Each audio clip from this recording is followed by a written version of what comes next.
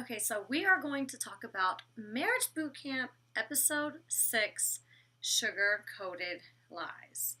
And as per every episode, it has to start and end with Benzino and Althea arguing. So, of course, that's what it starts off with, as usual. Um, Basically, they mentioned, like, oh, there's no violence in the house, and da da da. Like, if it happens again, we'll send you guys home. And, like, do they have to say this, like, every single episode? Like, just send them home. Like, you keep saying you're gonna send them home, but, damn well you ain't sending them home. And at this point, I was like, please let them go home because it was so negative in the house every single day. And we would start a challenge, and every single day it'd be postponed or something would happen because they were arguing. It was like, come on, like, you really can't be arguing that much. By the way, it's really cold in Georgia right now. It was like 75 in Christmas, on Christmas over here, and now it is snowing. It's supposed to snow like the next 5 hours, and I can see snow coming down on my security cameras. It doesn't look like it's sticking though, because everything just looks wet. So I'm sure tomorrow is going to be icy, cold mess. All right, so Jim tells Benzino that Althea is upset because he told everyone she was pregnant. And this is the thing about that, because later on, of course, one other cast member already knows. But secondly, they had already put on Twitter and stuff that she was pregnant. And then knowing they were going on the show, they took it down so it could come out on the show. So they planned on saying it on the show. So for it to, like, cause a fight, like, you guys purposely knew that one person was going to say it, the other person would be mad. But it's like they would, like, forget their lies or whatever I guess they had set up or something, to where it would turn out to be like a real fight, and that they were like really, really arguing. And of course it led to more and more arguing, but like they had already put on Twitter and stuff that they were pregnant and having a baby. So for Althea to keep going and saying like all this stuff is really, really petty to me. I wish they would have showed in our interviews, because Ink and I were like, Benzino already slipped up and told us that was already on Twitter, that they already told everybody, and then they took it down. So that's really stupid. Yeah, no.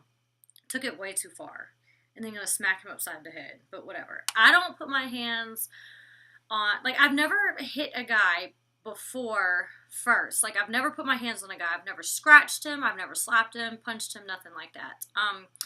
I was in one situation where the guy I dated was kind of violent, and he punched holes in the walls and stuff. And one time he smacked me, I smacked him back. He smacked me again, I smacked him back a second time, and then it ended up being broke up. This was when I was like 20 years old. And then I later was in a domestic violence situation where the guy would like literally beat me up, and I would swing back, punch him, whatever else. But like, I don't think a woman should just hit a man. Like, I don't think it's okay. Especially to not, I don't know. I don't think that people should be hitting each other, especially if you're in a relationship with somebody. But I would never just put my hands on a man. I think that's very disrespectful, and it's very tacky. And I don't believe in doing that. But enough said about that. Okay, it's like the morning time. Mama June is saying that she's gonna microwave the bacon. Catherine's like, ew, no. Like, Kelsey's mom always microwave bacon. I always think it's like the weirdest, grossest thing. And Kelsey's like, no, my mama always does it. By the way, we have different moms.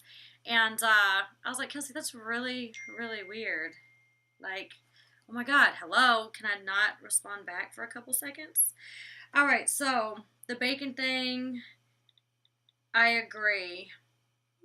No, you don't microwave bacon. All right, so then Ink is complaining in the kitchen, like, Catherine, that's too many hash browns, and what the hell are you doing to Mama June? Like, that's not how you cook bacon, like, because she was putting, like, grease or butter already in the bacon pan, when bacon has its own grease. And Ink even said, like, he didn't mean any harm by it, and he doesn't realize that his tone of voice and the way he talks can come across as very rude to other people. And I've had conversations with him numerous times where he doesn't get it. He's like, that's just my personality. And that's what I explained to them, like, that's just the way he is. I remember I cooked him something once, and I was so upset because he ate something that I cooked, and he was like, ew, that's nasty. I was like, what? That is so disrespectful. You don't say that. You'd be like, okay, I don't really like this, or I don't want to eat this, or, whatever else. You don't go, ew, that's nasty. Like, you just can't say certain words, whether you're thinking it or not. Like, it's not about being blunt and honest. There's just, like, some things you should just keep to yourself or come into better words because of how it's going to make the other person feel. So watching it back, he was just complaining like, Catherine, that ain't how, Mama June, that ain't how, and it's like really, really annoying. And for one, the hash browns didn't turn out the right way because Catherine did put too many in the pan, so nobody really ate them. They were mushy and stuff. And then, of course, everybody knows you don't put grease in the pan to cook bacon. So he was right about the two of them, but it's like the way he gives out his message. Like, you can't just talk to people like that because it's not going to come across as, what is it called? Something criticism, like when you help somebody. Constructive criticism. Yeah, that's not constructive criticism. It just sounds like you're insulting because of your tone of voice and how you're saying it. All right, so we're sitting at the breakfast table, and Ink tells Althea he figured out Benzino in a few days. How come she hasn't in a few years? And da-da-da. And I get what he's saying because even Judge Toleran said, give him a compliment. He's going to be cheerful. We all get that and stuff like that. But the way Ink said it to her, it's like, I get him in a couple days. Like, how can you not in a couple years? Like, you ain't trying. So, of course, once again, that's kind of like patronizing, and it's the way he said it, even though Judge Toller and everybody said it before. It was just the way it came across.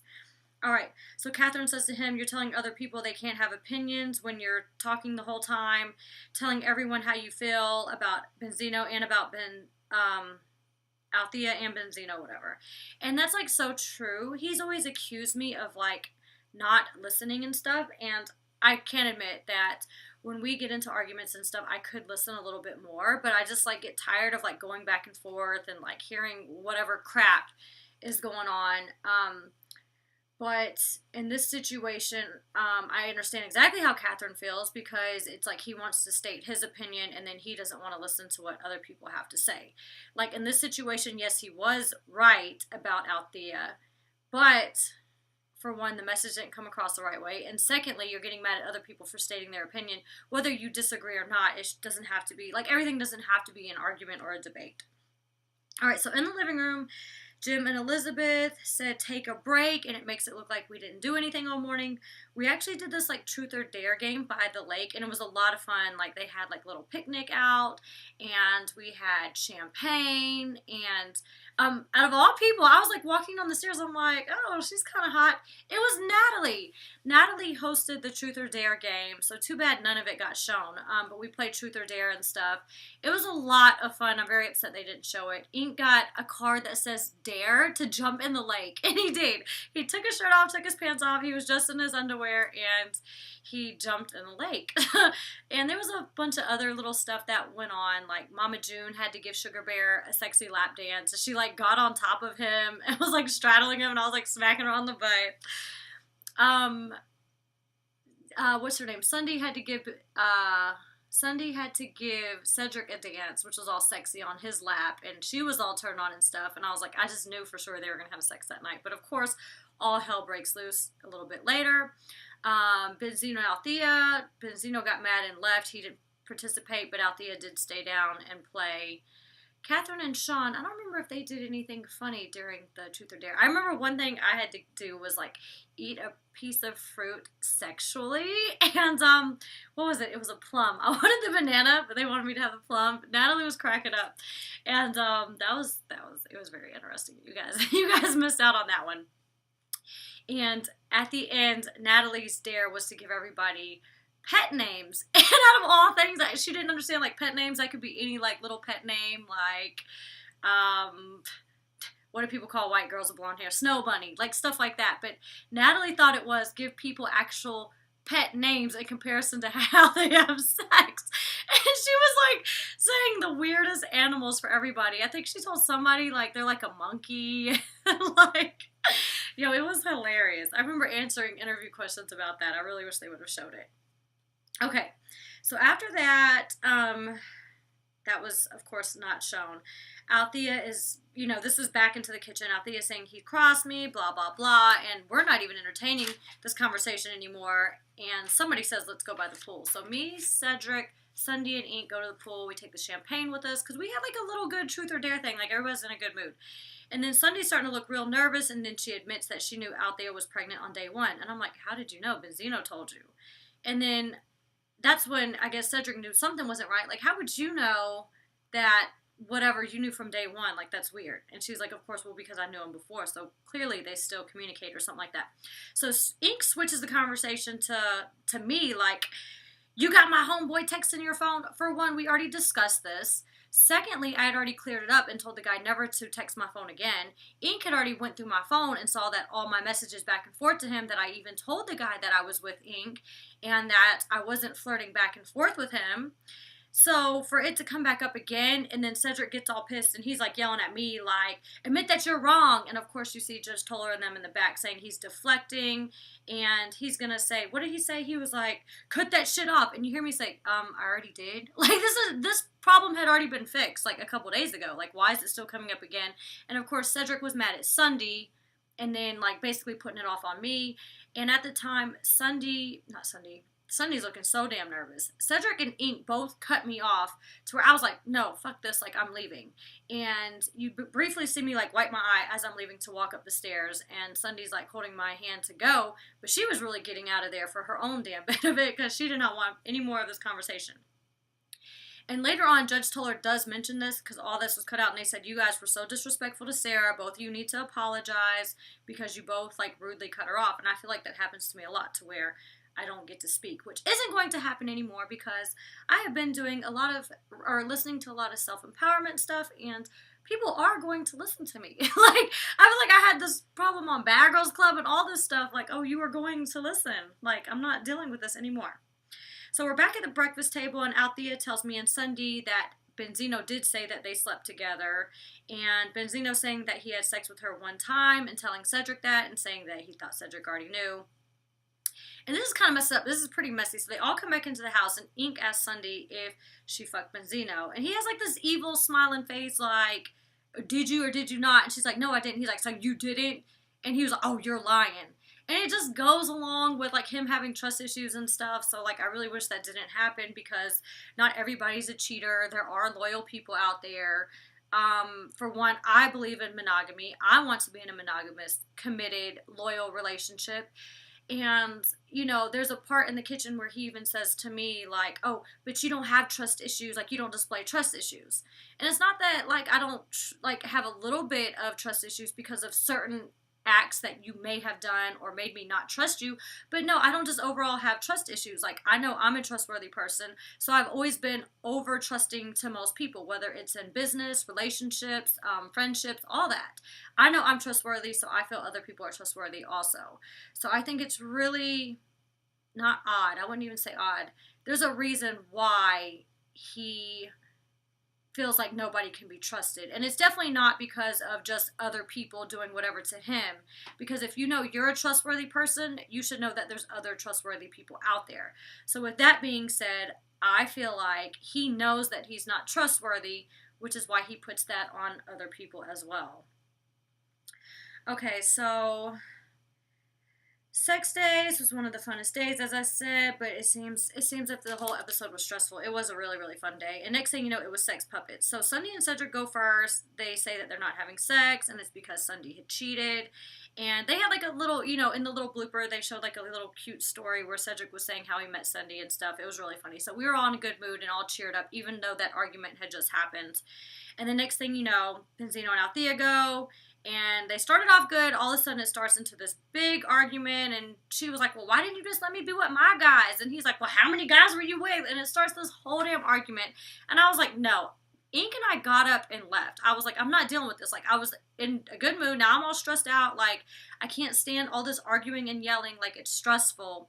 And I went and got a drink. So when I come back, you'll kind of see the screen flash where I have this wine glass. And I think it was because we'd been drinking champagne earlier at the pool and during Truth or Dare. So I had a mimosa, I believe, with orange juice, and so did he. I was like, I just can't deal with this stress no more.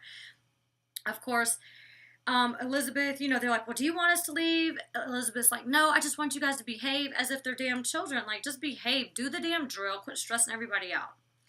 Okay, so Sean and Catherine go. Catherine was like, oh, a pink cardigan. Like, that was cute. Nice way to, like, lighten up the mood after all that stress. And it was really funny because Catherine says, get the stuff to Sean. And, of course, that means lube. Yeah, I think their sex life is a little bit awkward, but overall they have a really good relationship. So whether the sex is awkward or whatever else, I mean, if they don't really care, I mean, I don't care. It has nothing to do with me. But they're cute. Okay, so Elizabeth says you should touch her everywhere first, except for her breasts and her happy place, which of course we all know where the happy place is. That's down there. And they're saying that's like a good form of intimacy. So on our turn, you know, we have like a crazy sex life. For one, my puppet had on a yellow dress. Like, I do not wear yellow. That did not look good. And it was really funny because Sugar Bear imitates us, and he's like choking my puppet with Ink's puppet. Like, you take that, bitch. Like, that was really funny. Yeah, it's not so bad being choked every once in a while. Not in a domestic violence sort of way, but in a sexual way. Choking actually can be fun, so that's pretty funny that Sugar Bear did that. And, okay, so that was the sex puppets.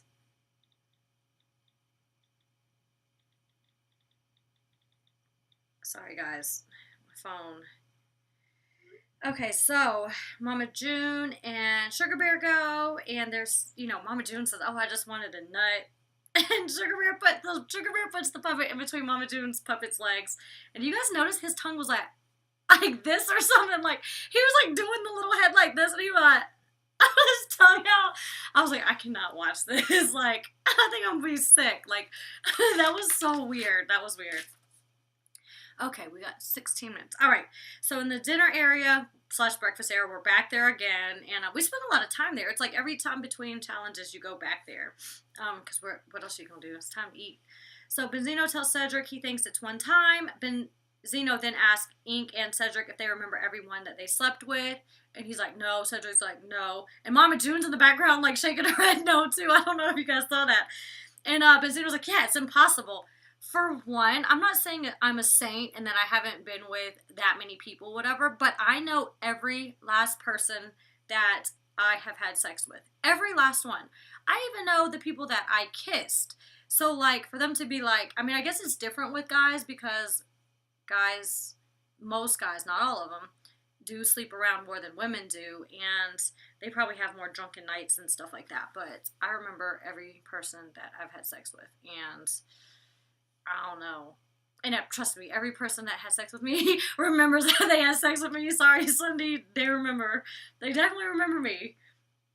Alright, so then it turns out to a full-blown argument. Benzino was like chilling, like eating his food. He's like, nothing's wrong. You know, I was cracking up because Benzino's like all innocent, looking at his eyes, just like, you know, yeah, I fucked her one time. Cindy was so upset, screaming, yelling, mad. This shit was so funny to me. Okay, full-blown argument. Judge Toller calls us into her place again, and they start with Catherine and Sean. She says Sean should have had her back, and she was like, boom, you should have had her back. Like, my husband's gonna have my back. Completely agree with that.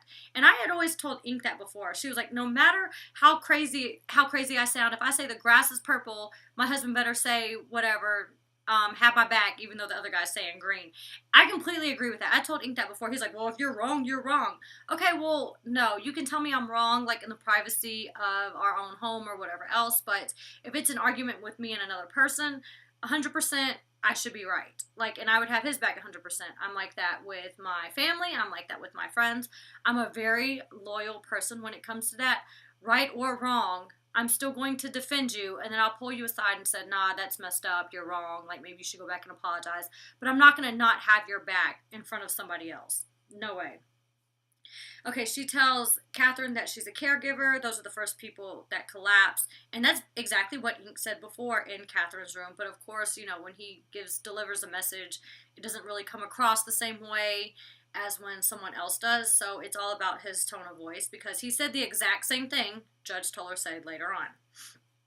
And Ink said it first. Alright, so she says, okay, Judge Toller says watching us is like watching a little circus. She's like, there's so much joy, and that's a tremendous lesson for all of us. And she even said, she started off with saying, I'm going to steal one thing from you guys today. We're like, huh, what? And she's like, oh no, your joy, like you guys are so joyful and whatever else. And of course, based on that day, it wasn't just all joy, because you only saw the little puppet scene, but keep in mind we had Truth or Dare and stuff before, so of course me and him always joke and play with one another, and that was the part you didn't see earlier. And she tells me, you pick this guy and he has a whole case of crazy that he's carrying. He lives in this big hole of fear about hurt. And you have to acknowledge all of that, deal with all of that if that's the catch that you want. And trust me, it has not been easy. It's been difficult. I think, and she mentioned this in a previous episode, like, he's going to be like this with anybody that he's with. So it's definitely been a hard job, I guess you would say. Yeah, it's been hard. All right.